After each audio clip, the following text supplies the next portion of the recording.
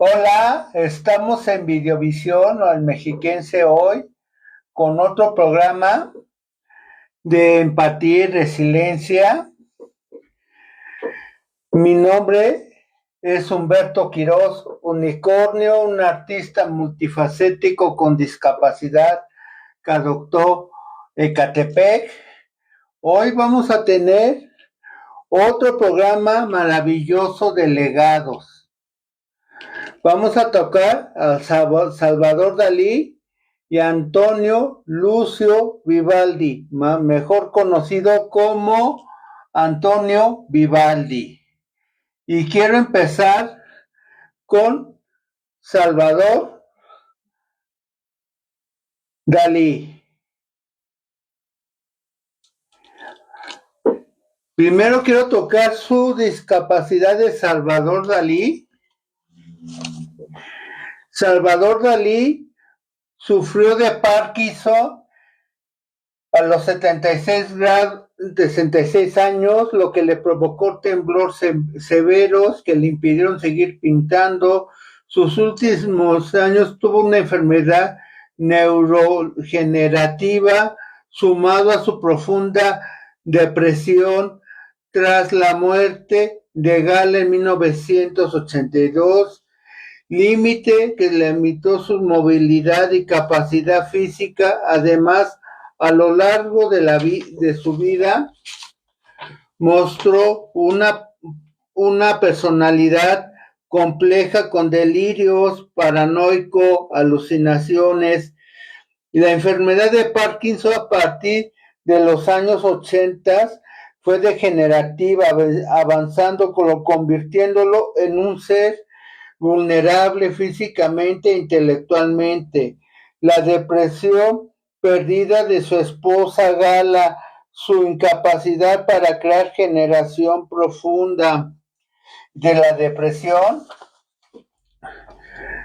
la salud mental, especialmente por la inestabilidad mental, se caracterizaba por su comportamiento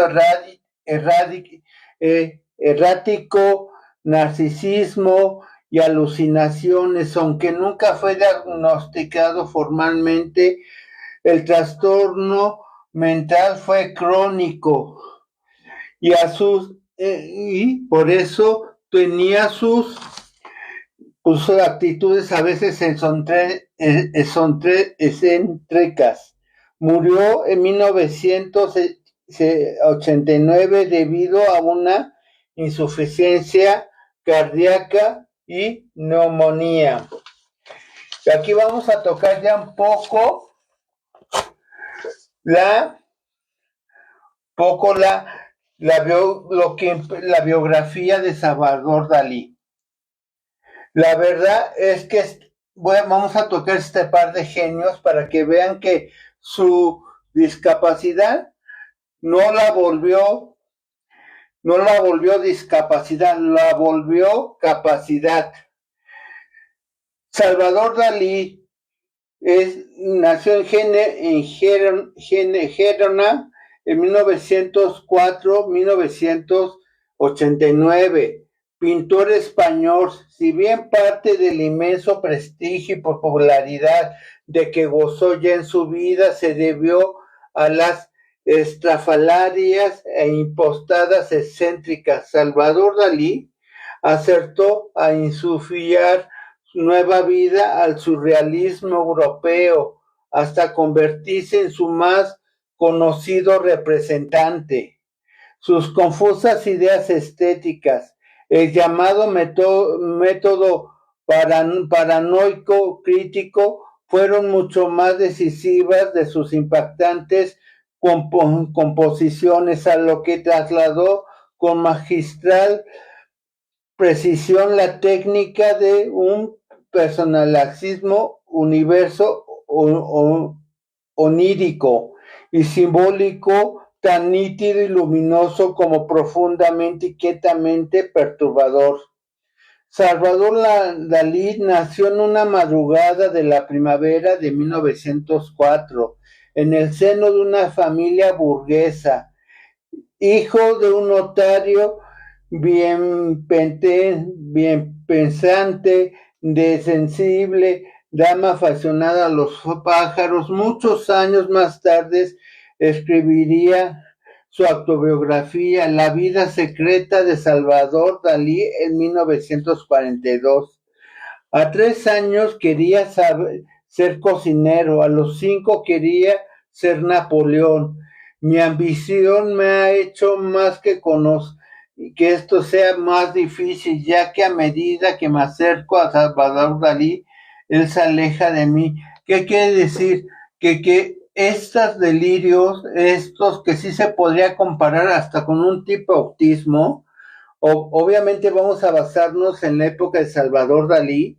No había diagnóstico sobre el autismo o a lo mejor un Asperger, pero eso como que le empezó desde el niño a empezar a crear el arte y a crear y empezar a imaginarse hermosas locuras, puesto que la persecución sería incesante, el objetivo no habría de alcanzar nunca, y dado que nunca recordó de su biografía, previsto que hallara el equilibrio y la paz, Dalí decidió ser excesivo con todo, interpretar numerosos personajes y sublimar su angustia en una popularidad de delirios humorísticos y sórdidos. Se definió a sí mismo como el perverso, poliformo, rezagado y anarquizante, o blanco, débil, repulsivo, aunque para conquistar esta laboriosa imagen publicada hubo antes que saber algunas pruebas iniciativas, si luego favorito de su primera infancia era el vestir el de traje de rey.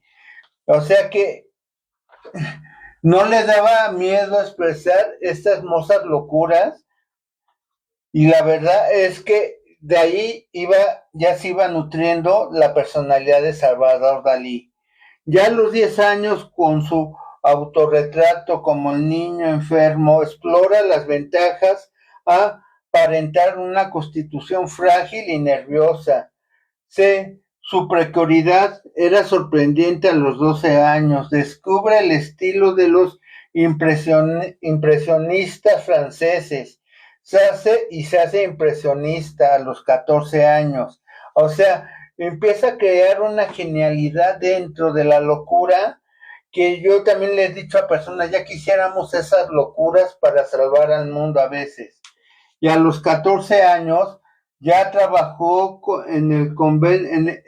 convertido en un editor de la revista Studium, donde dibuja brillantes pastiches, la solución titulada Los grandes maestros de la pintura, la residencia de estudiantes. Aquí es muy importante, porque Salvador Dalí sí se puede considerar, hay una generación muy famosa que es la famosa generación del 27, que es el 1927, donde estuvo Rubén Darío, o sea, hasta creo que Goya, o sea, estuvieron unos grandes genios ahí. En 1921 abandona su Cataluña natal y se traslada a Madrid, donde ingresa a la Academia de Bellas Artes de San Fernando. Instalándose con los estudiantes, es lo que les digo, se hace amigo del gran poeta, es lo que les digo, de la generación del 27, del Federico García Lorca, y del futuro cineasta que vino aquí a México, surrealista Luis Buñuel, de quien tuvo, sin embargo, distancia irreverentes en 1930.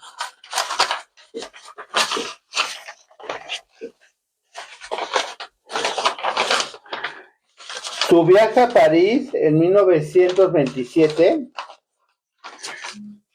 por la primavera, cuando se establece en la capital francesa, se relaciona, nomás imagínate por qué es tan importante esa famosa generación del 27, con Pablo Picasso, Joan Miró, con la que le ayuda en este último que se une al grupo surrealista que lideraba el poeta André Breton.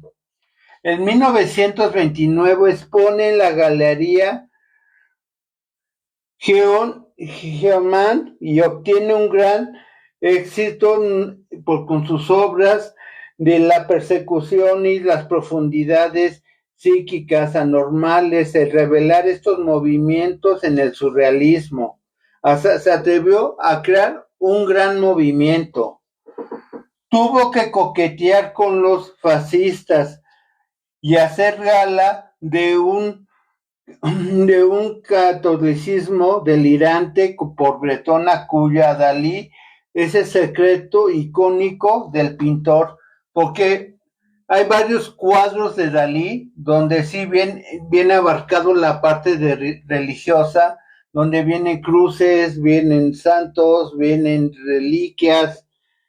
El surrealismo del Dalí, antes de llegar a París, el artista ya había expuesto en la galería en Barcelona de Dalmau de Barcelona en 1925. En la ventana del 1900, la primera vez, y empezó a pintar bodegones en 1926.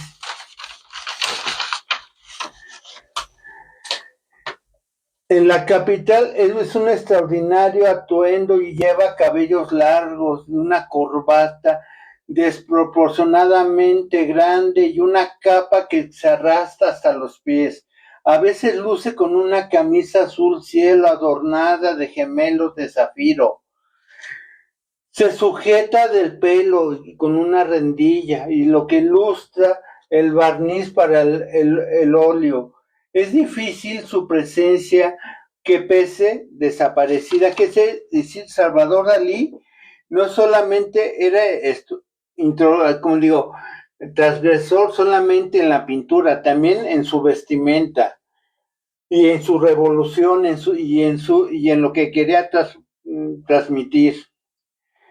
En los revueltos y conflictos meses de 1923, sufre una deformación contratiempo en la Academia de Bellas Artes, a lo que está escrito que producen manifestaciones en contra de un profesor antes de que comience el discurso oficial y se desate la violencia polémica. Salvador Dalí abandona la sala con autoridades que creen que este gesto suyo ha sido señal del ataque y revelación que deciden expulsarlo durante años. ¿Qué quiere decir? Que también a los genios en las mismas artes fueron expulsados y fueron excluidos en su momento.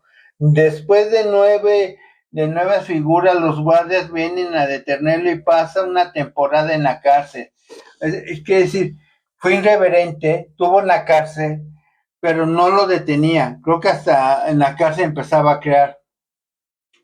En los últimos años, en 1948, regresó a España, fijando su residencia en el nuevo Porlicat, hallado en el régimen de Francisco Franco. Toda suerte de facilidades del gobierno, incluso lo declaró aquel rincón de Catalán. ¿Qué quiere decir? Que fue una época complicada, se supo meter en el gobierno, se supo y no corromperse con el gobierno, porque vamos a ver la guerra civil de España y lo que era Francisco Franco y lo que ahí sí era totalmente una dictadura. En México creo que ni con Huerta ni con muchos hemos sufrido ese nivel de dictadura como lo sufrió España con Francisco Franco.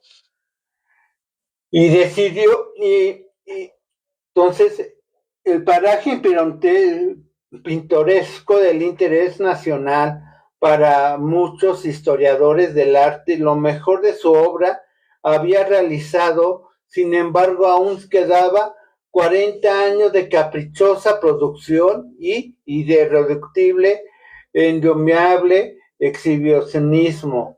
con apariciones públicas de estilo que protagonizó en diciembre de 1955, cuando se personalizó en la Universidad de Sorbona de París para dar conferencias en un Roche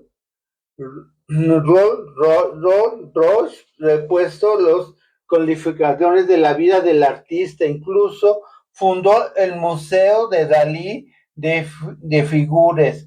Ese escenográfico abanico extraño de monumento, previendo la categoría de los museos más visitados de España durante los años 60, que había declarado que la pintura era una fotografía hecha a mano, y así de repente se le considera la foto. De ahí sacan la idea que la foto es la nueva técnica de la fotografía, es la nueva pintura. Fue el elevador del estilo hiperrealista internacional, que saliendo de una pelea no resultó más inquieta de su prolífica indagación ante sobre el limitado y equívoco del universo onírico. Pero quien más nos falta quien afirma haberlo visto en el Liceo, el lujoso teatro de la Ópera de Barcelona, elegantemente atraído por la fracción y luciendo en el bolsillo una perchera de guisado en el pañuelo de como tortilla francesa.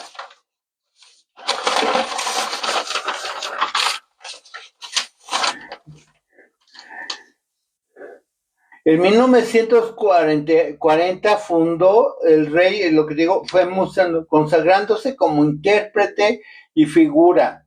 2 años después de la Guerra Civil de España, en 1938, el ejecutor Esteban Swing lo declaró como figura sobresaliente y dibujando también en la Segunda Guerra Mundial, exponiendo después de 1950.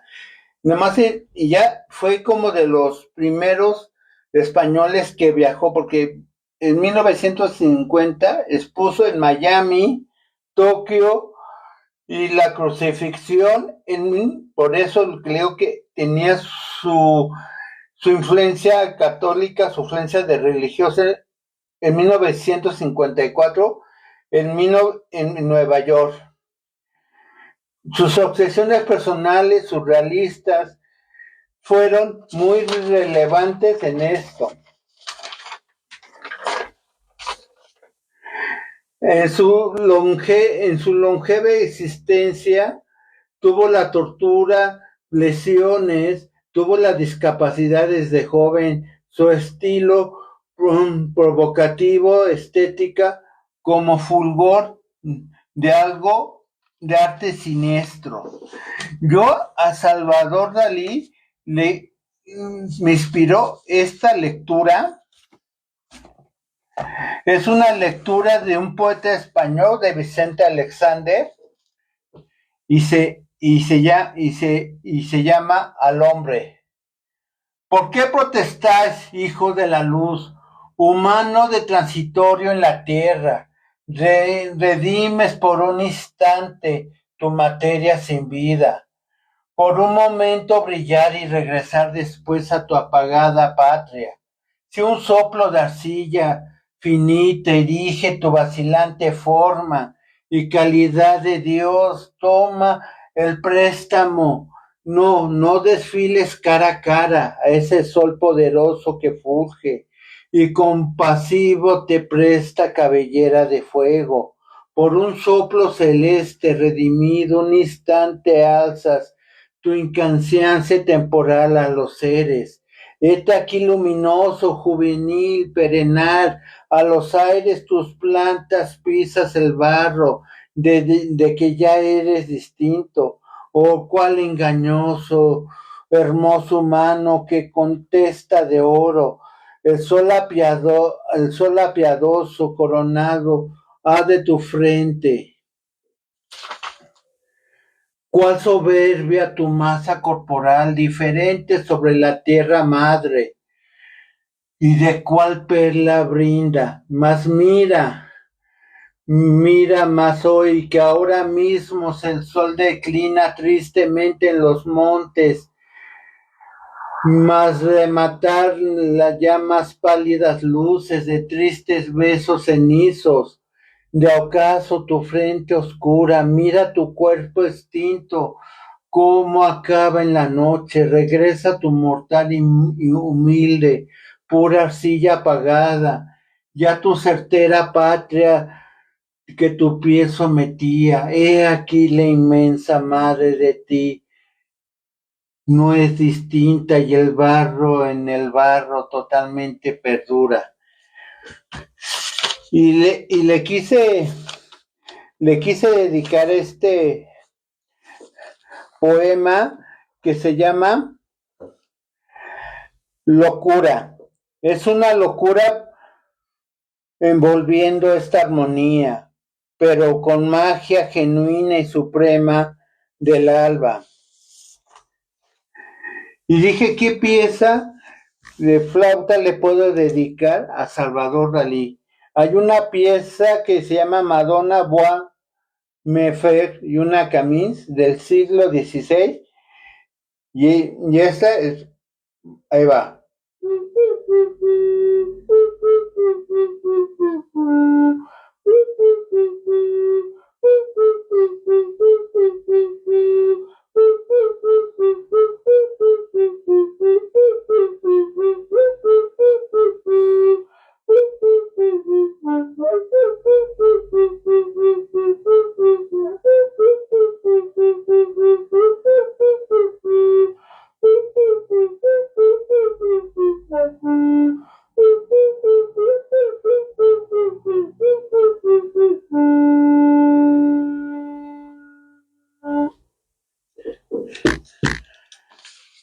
Vamos a pasar al segundo legado que no se queda atrás. Es Antonio Lucio Vivaldi, como dije, mejor conocido como Antonio Vivaldi. Él sufrió durante toda su vida una enfermedad respiratoria crónica de la opresión en el pecho, descrita pobremente como bronquial, una insuficiencia pulmonar crónica derivada de su nacimiento prematuro. Esta diligencia inspira y le impedía caminar distancias largas, hablar mucho tiempo.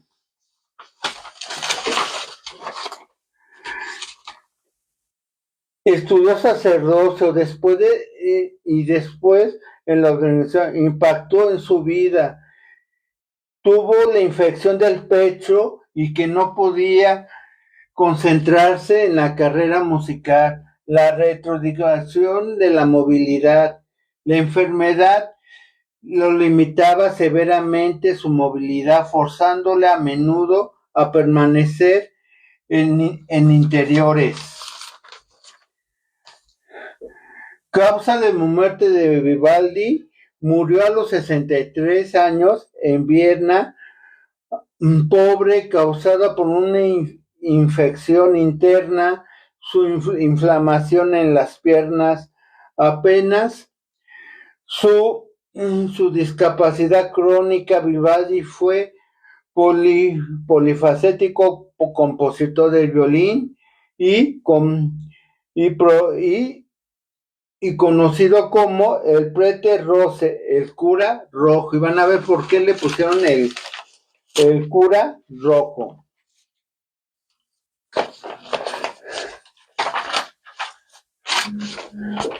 Antonio Lucio Vivaldi nació el 4 de marzo de 1678 y murió el 28 de julio de 1741. Fue compositor del barroco italiano, virtuoso violinista, profesor, clérigo. Nació en Venecia, reconocido como uno de los más grandes compositores de los barrocos, y su influencia se extendió por toda Europa, su vida. Es conocido principalmente por componer numerosos conciertos instrumentales para el violín y otros instrumentos, así como obras corales, sacras, más de 40 óperas. Su obra más famosa es la de la serie de conciertos para el violín de las 4 estaciones. Muchas de sus composiciones fueron escritas para el conjunto musical femenino y en qué época apoyaba a la mujer, que si en el siglo XX era complicado, 18, 19, imagínate en el de Vivaldi.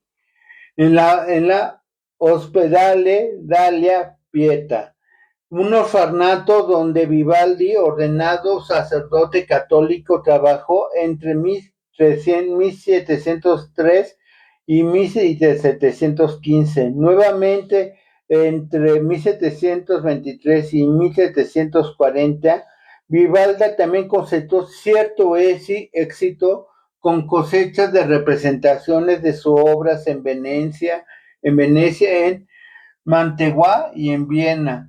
Tras conocer al emperador Carlos VI, Vivaldi se trasladó a Viena con la esperanza de tener un ascenso. Sin embargo, el emperador falleció poco después de su llegada y Vivaldi murió un año después en la pobreza.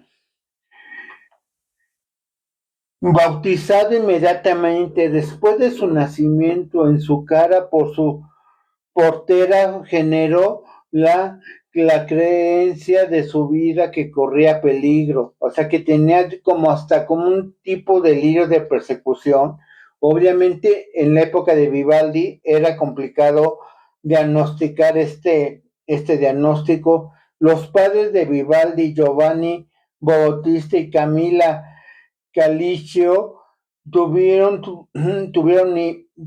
5 hijos, o sea que Vivaldi tuvo 4 hermanos. Vivaldi era barbero antes de convertirse en violinista profesional. Giovanni, su padre, le enseñó el arte de la música y pudo también consagrarse en el sacerdocio, pero se alejó del sacerdocio viajando por todo Venecia con el violín, alucinando por el violín con el violín. ¿Qué quiere decir? Que él padecía hasta un tipo también de autismo, y la verdad es que no lo detuvo. El presidente Suagno era Giovanni, el compositor del barroco temprano, maestro de la capilla en la Basílica de San Marcos. De su influencia temprana de Vivaldi, estudió en Luxemburgo en el colegio Walter Kohler. Sus obras litúrgicas y musicales, ¿qué quiere decir? Que a pesar de que tenía sus problemas de respiración y de autismo, él compuso hasta arreglos muy musicales. Por eso es muy conocido uno de los Ave Marías. Conde, en sus obras litúrgicas y musicales fueron de 13 años. En 1663 estudió sacerdocio. Fue ordenado en 1703 a los 25 años. O sea que para que vean la dimensión de esto, el que sabe que es estudiar un sacerdocio, y más en esa época, yo creo que mucho más, si el del actual son como mínimo unos 20 años para estudiar sacerdote. Entonces, y él a los 25 años ya era sacerdote. En 1704, después de su ordenación, debido a su delicada salud y intelectual, decidió retirarse del sacerdocio. En el conservatorio de los hospedajes de la Pietà, en septiembre de 1703, se convirtió en el maestro del violín en un orfanato llamado Pío Pío Delle Pesta en el Hospital de la Misericordia en Venecia. Si bien Vivaldi es conocido como compositor, también era un violinista excepcional, ya reconocido en esa época.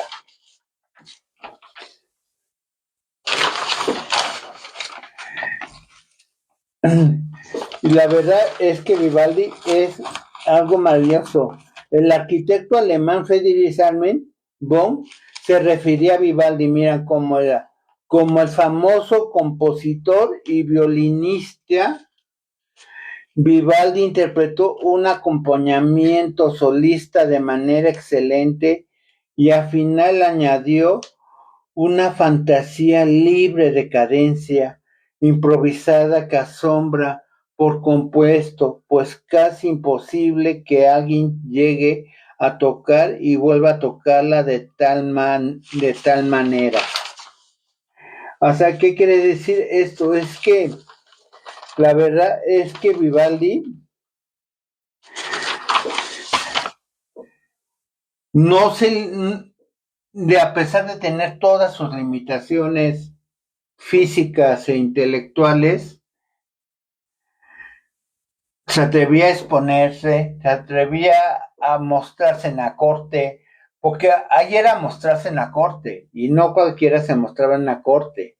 Y ahí, si ahorita nos criticamos que el mundo es cruel, en esa época era mucho más cruel todavía. La verdad es que Antonio Vivaldi se le conocen muchas y sus 4 estaciones se siguen presentando conciertos de Vivaldi, conciertos de esto. La verdad es que Vivaldi, yo le pensé esta lectura a Vivaldi, porque la verdad es que Vivaldi también era un ser prodigioso. Ese ser prodigioso es que lo compartía y lo compartía en orfanatos, lo compartía en iglesias, lo compartía en la corte.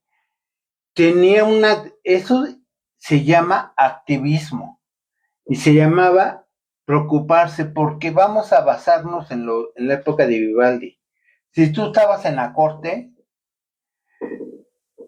pues no, al pueblo no le hacías caso.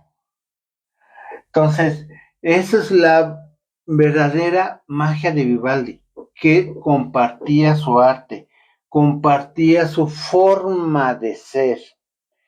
Y yo pensé en Vivaldi, en leerle otro poema de Vicente Alexander, que se llama No basta. Pero no basta la luz del sol, ni su cálido aliento, no basta el mísero oscuro de una mirada, apenas bastó un día el rumoroso fuego de los bosques. Supe del mar, pero tampoco basta, en medio de la vida, al filo de las mismas estrellas, mordientes siempre dulces, sus bordes inquietos. Sentí iluminarse mi frente, no era tristeza, no es triste el mundo, pero la inmensa alegría invasora del universo reinó también en los pálidos días. No era tristeza, un mensaje remoto, de una invisible luz modulada, unos labios aéreamente pálidos de ondas de un mar intangible a mis manos, una nube con peso, nube cargada acaso de pensamiento estelar. Se detenía sobre las aguas pasajeras, en las tierras quizás envíos celestes del universo lejanos, que en un momento detiene su paso por el éter. Yo vi dibujarse una frente divina, hendida, de una arruga luminosa, atravesó un instante preñada de un pensamiento sombrío. Vi por ella cruzar un relámpago morado, vi unos ojos cargados de infinita pesadumbre brillar, y vi a la nube alejarse, densa, oscura, cerrada, silenciosa, hacia el meditabundo oscuro sin barreras, el cielo alto quedado como vacío. Mi grito, mi grito, mi grito resonó en la oscuridad sin bóveda, se perdió como mi pensamiento que voló al deshaciéndose como un llanto hacia atrás, al vacío desolador, al hueco. Sobre la tierra de mi bulto cayó, los cielos eran solo conciencia mía, soledad absoluta, vacío, vacío de la tierra oscura, solo desprendida de la tierra que acogía. Así sollocé sobre mi mundo la luz lívida que espectral vacío velador.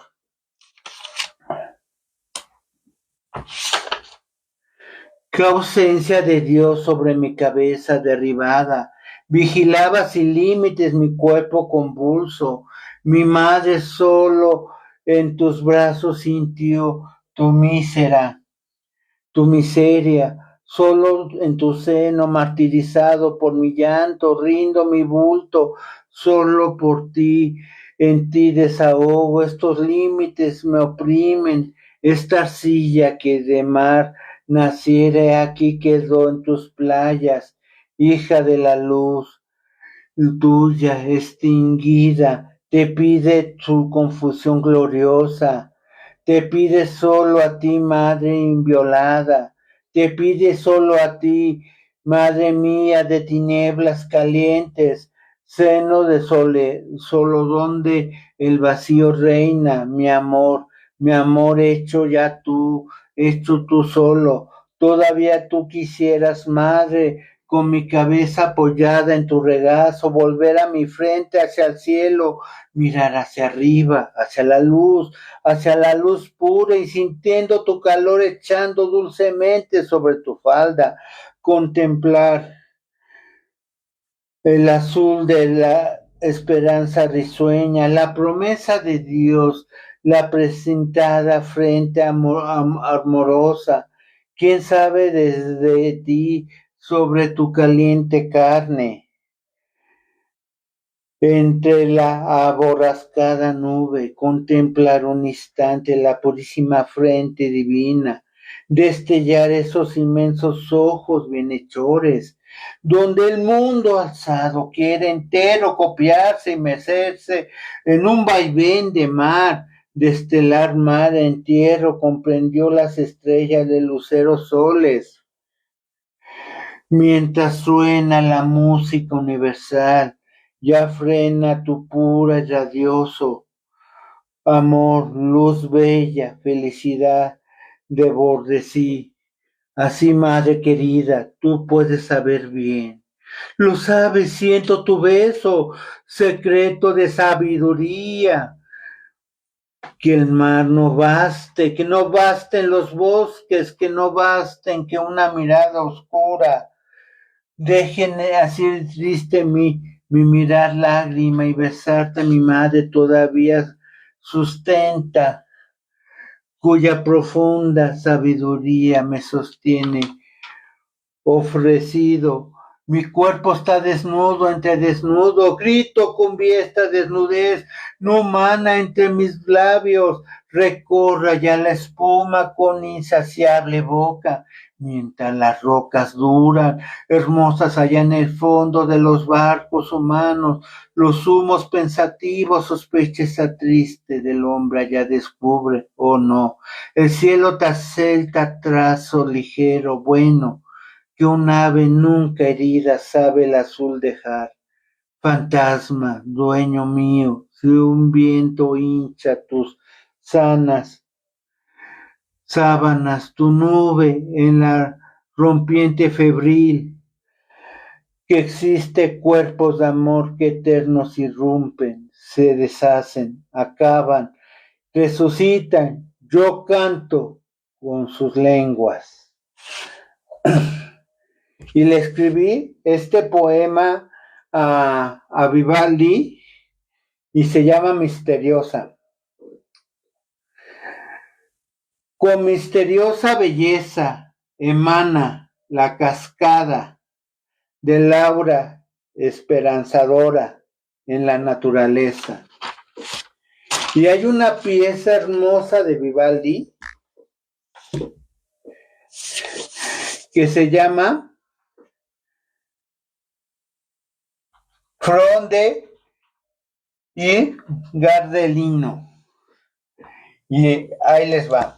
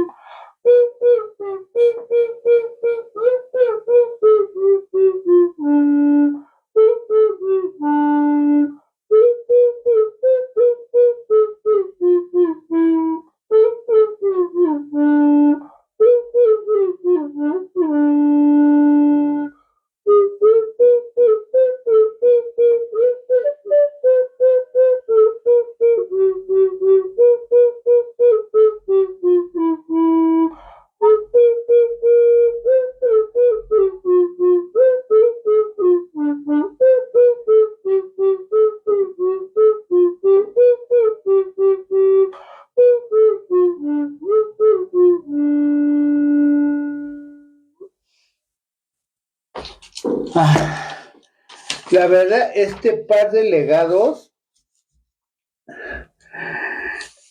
fueron maravillosos. La verdad es que dos en sus épocas en sus épocas que vivieron fueron situaciones terribles, salieron adelante y nos mencionan que a veces dentro de las incapacidades podemos llegar a la inmortalidad, a las hermosas locuras, a las hermosas divinidades. Entonces, que aquí lo importante no es cuántas veces te caigas, sino cuántas veces te levantes. Entonces, eso es el maravilloso legado que manejan estos dos personajes, tanto Salvador Dalí como Antonio Vivaldi, que se atrevieron a mostrar en su momento una fortaleza muy fuerte, muy, muy buena, o sea, yo que hasta mostrarse como ellos mismos, por ejemplo, Dalí con su excentricismo, Dalí con su valentía a mostrarse en todo y compartir sus dones. La verdad fue maravilloso. El 11 de junio vamos a tener a la promotora cultural maravillosa y directora del Centro Regional de Cultura de Ecatepec, Jimena Toledo. Ella van a ver su experiencia, lo que ha hecho. Ella, y más para un público como para Ecatepec, para que vean su historia. Ella, antes de venir a Ecatepec, trabajó para poblaciones vulnerables y vulnerables económicamente y con discapacidad en zonas vulnerables de la Ciudad de México, como Tepito, y en la zona concurbada también del Estado de México, que también está olvidada, en Nezahualcóyotl. Obviamente no se van a ver la labor que hace aquí en Ecatepec. La vamos a tener el 11 de junio ahí. Y el 25 de junio vamos a tener otros hermosos y grandes legados. Vamos a tener a Amadeus Mozart. Él tenía Fíjense que todos estos artistas tenían autismo, para que vean, o sea que el autismo no es una limitante, ¿eh? Tenía el síndrome de Tourette a partir del lenguaje y tenía el síndrome de Williams, discapacidad intelectual, del Alzheimer y todo eso. Y vamos a tener a otro que también es un genio y que tenía autismo, para que vean que es Isaac Newton. Isaac Newton, ese va a ser un par de legados que los dos, a pesar de su discapacidad intelectual, en su momento fueron grandes inventores, grandes creadores, con grandes fortaleza. La verdad, agradezco a mi productora Maricruz García, al director del Mexiquense, al licenciado Juan Manuel Padrón, porque sin ellos no se haría este espacio. Y mi nombre es Humberto Quiroz Unicornio, un artista multifacético con discapacidad, que adoptó Ecatepec, y nos vemos en junio. Muchas gracias.